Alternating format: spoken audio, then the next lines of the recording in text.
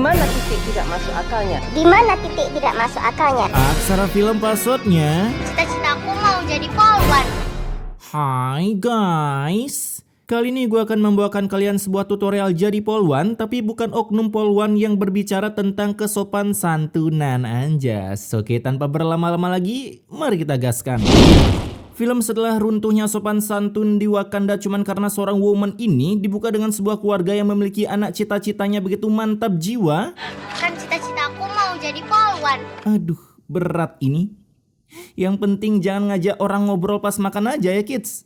Di sana bapak bernama Ricky ini berprofesi sebagai satpam BCA yang terkenal ramahnya. Makanya ia di sana berharap anaknya menjadi polisi agar bisa menyalip gelar bapaknya mengamankan negara dari serbuan KKB dan juga para warga yang menggunakan obat. Sedangkan bapaknya mengamankan para nasabah yang bingung gimana cara buka rekening. Di malam harinya si Ricky pun freelance menjaga toko emas, namun baru aja mau ditinggal mabar FF. Datanglah dua orang maling yang mencoba mengunboxing toko dan terjadilah pergelutan. Di sana karena terkena pukulan, otak kecil Ricky pun langsung menjadi butiran debu. Sedangkan di rumah Tina pun menerima telepon dari rumah sakit kalau otak kecil Ricky udah diganti pakai Lego sehingga ia masih bisa bernapas untuk beberapa menit. Dan ketika Ricky mengucapkan pesan immortality-nya yang menyuruh Tiara anaknya menumpas segala kebugunalan di Wakanda, akhirnya Ricky bisa mengembuskan nafas terakhirnya akibat billingnya yang udah diberikan oleh dokter udah habis.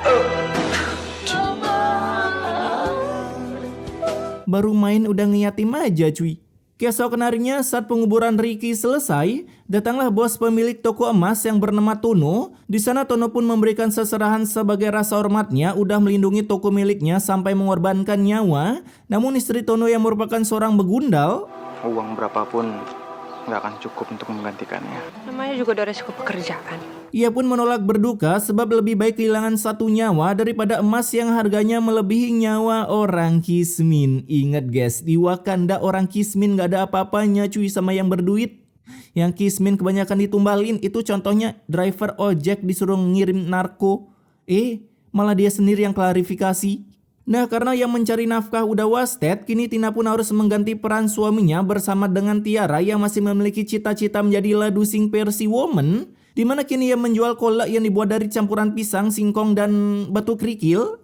Tapi di hari pertamanya tak satupun orang yang melariskan karena jualan mereka begitu mematikan, mampu membuat usus kecil berubah menjadi usus besar akibat menelan kerikil.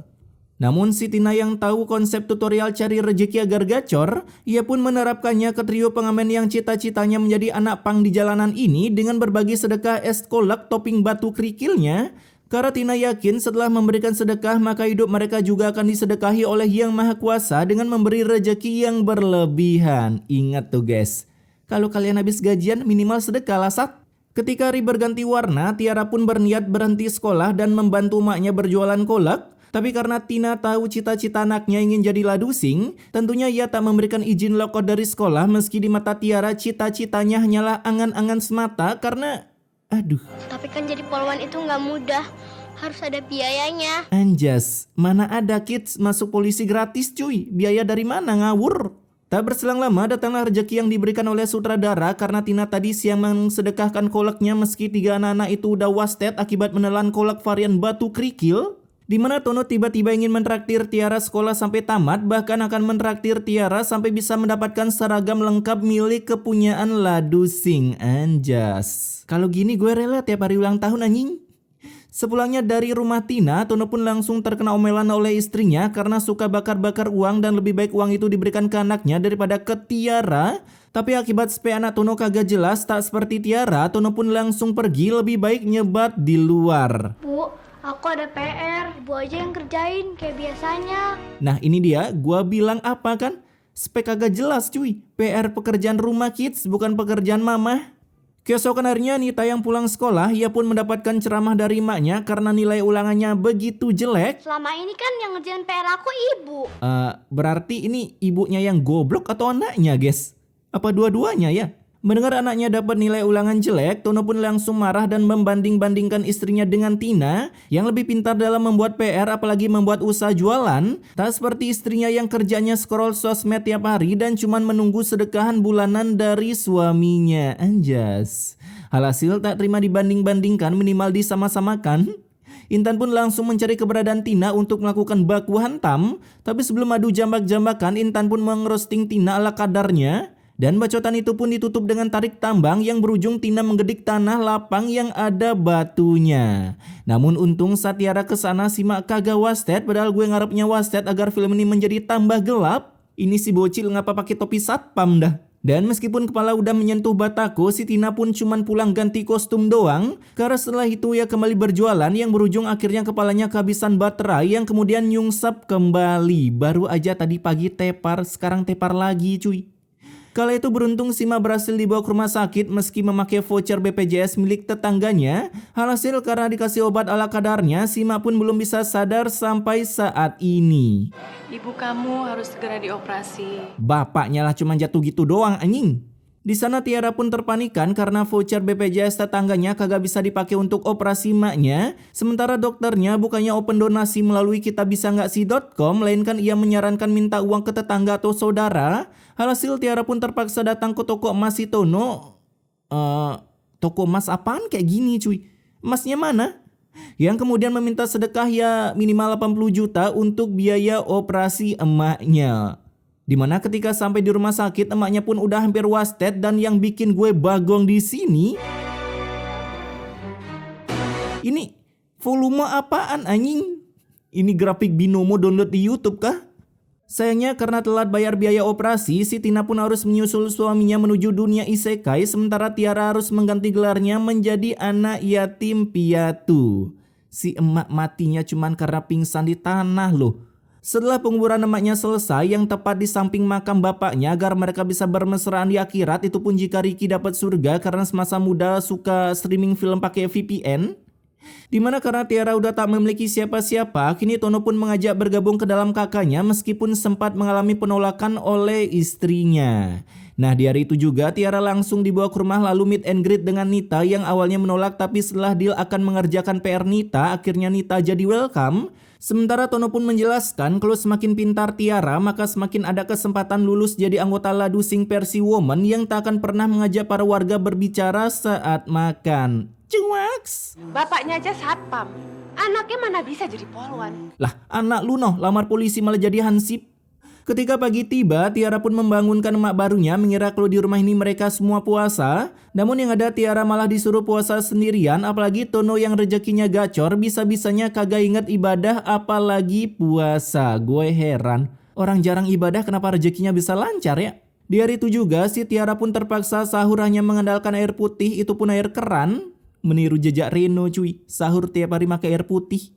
Tapi setelah Tiara sholat berdoa agar Tono menuju jalan kebenaran. Akhirnya si Tono pun hatinya terketuk dan mulai saat ini ia pun login puasa bareng Tiara. Akhirnya bisa menyadarkan satu orang yang salah jalan cuy. Kala itu beroja sehari puasa, si Tono pun merasakan getaran dalam jiwanya seakan-akan tubuhnya nambah sehat, gula darah rendah, risiko diabetes rendah, apalagi risiko kematian. Namun istrinya yang tak percaya, ia pun mulai meracuni isi pikiran Tono yang baru aja berpikir positive vibes. Beruntung besoknya si Tono pun check up ke dokter dan mendapatkan info kalau puasa memang baik untuk tubuh mengurangi risiko pemotongan kaki akibat diabetes. Amit-amit dah. Hasil mendengar itu si Tono pun semakin memantapkan dirinya untuk berpuasa. Apalagi sampai membangunkan istrinya yang beroja meet and greet dengan Kim Jong Un di dalam mimpinya. Yang kini seluruh keluarga Tono disuruh mengikuti arahan Tiara dalam berpuasa. Buset dah.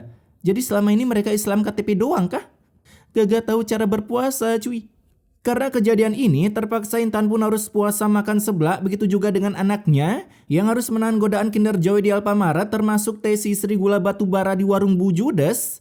Namun akibat godaan Saiton Suiton no Jutsu begitu kuat, mereka pun memilih untuk batal puasa dan kejadian ini dilihat oleh Tono yang langsung membandingkan mentalnya dengan mental Tiara yang kuat puasa meski sahur hanya bermodalkan air keran. Emang gak enak kali sih dibanding-bandingkan sama orang cuy. Nah malam harinya Tono pun kedatangan 3 preman yang dulu mengwastetkan Ricky, dimana meski memiliki satpam ternyata damage preman jauh lebih GG gaming. Hasil perhiasan Tono pun habis ditilep oleh maling berskin Hayam Maling. Ketika di rumah, Tiara pun mendengar berita tentang toko bapaknya kerampokan yang membuat tekadnya semakin bulat ingin menjadi polwan. Apa hubungannya kids? Emang tugasnya jaga toko emas Tono kah? Di sana Tiara pun merekomendasikan bapaknya untuk bersedekah agar rezekinya kagak dipatok warga lain. Dan besoknya kata-kata Tiara pun langsung diikuti oleh Tono dengan datang ke panti asuhan untuk bagi-bagi iPhone nih. Enggak dong, emangnya Willy Sublim? Untuk bagi-bagi cuan untuk biaya kehidupan para anak panti agar Tono juga dijauhkan oleh hayam maling. Buset, lu kalau nggak mau kemalingan jangan buka toko emas bang.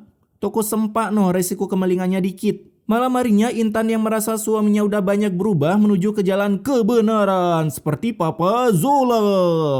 Ia pun bukannya mengikuti jejak si Tono melainkan malah membawa Tiara ke suatu tempat random yang kemudian ditelantarkan di sana. Apa salah saya, Bu? Karena kamu sudah bikin suami saya berubah jadi alim.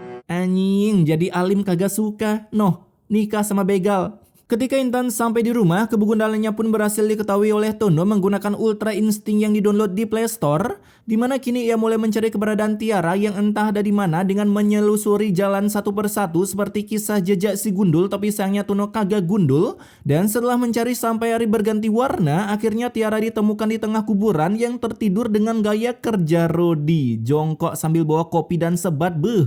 Suasana tukangnya terasa banget itu. Kala itu Tono pun membawa Tiara kembali pulang meski di rumah udah dihadang oleh siluman berkepala manusia ini. Di sana Intan pun memberikan pilihan pilih Tiara atau dirinya, sehingga Tiara yang tahu diri ia pun mengalah dan memutuskan pergi kembali ke kuburan untuk berduka karena si Kids ini tahu bahwa dirinya pemeran utamanya. Lu mau mabar ML seharian pun bisa gacor kalau lu MC-nya cuy.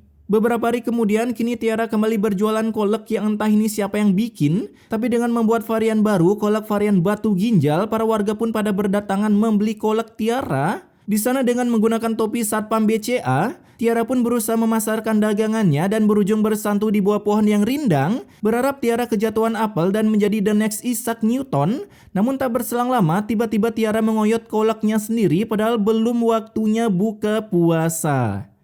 Perasaan masih siang cuy, kenapa dia malah buka puasa ya?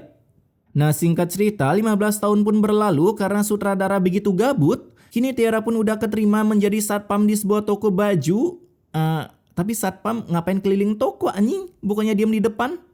Dan yang buat gue bagong di sini ketika Tiara bertemu dengan Tono sekeluarga, di mana wajah Tono dan istrinya kagak ada perubahan sama sekali, entah mereka pakai ramuan apa bisa seawet muda ini. 15 tahun cuy, kagak ada penuaan. Kemudian film lagi-lagi meloncat 3 tahun berikutnya, kenceng bener dah. Kala itu Nita lagi dimarahi oleh Tono akibat seluruh hartanya dihabiskan untuk bermain judol dan menjadi top global di klub malam dalam banyak-banyakan bil belanjaan. Itu mah goblok banget sih.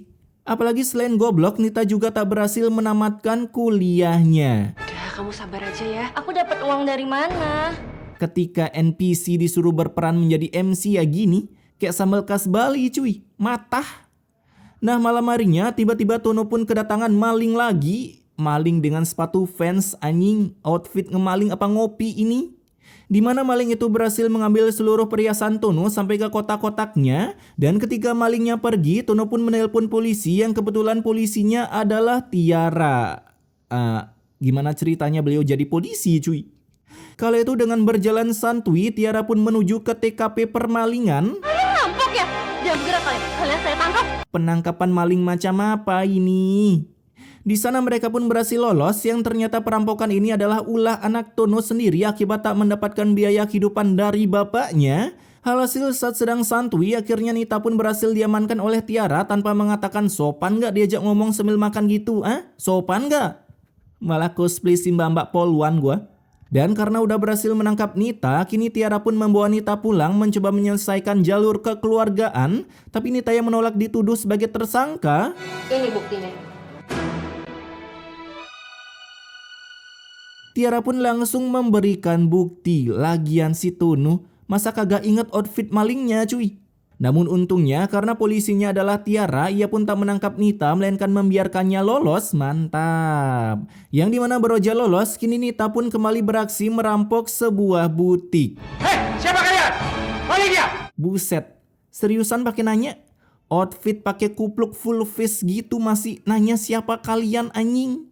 Di sana lagi-lagi Nita berhasil ditangkap dan ditangani oleh Tiara. Tapi kali ini kasusnya berbeda. Nita dibiarkan staycation di dalam sel sebagai efek jerahnya. Karena setelah tahu rasanya bagaimana di dalam sel, akhirnya Nita mengatakan akan tobat jika udah bebas. Yang kebetulan masa hukumannya cuma 2 tahun akibat nita golongan orang kaya. Enggak dong.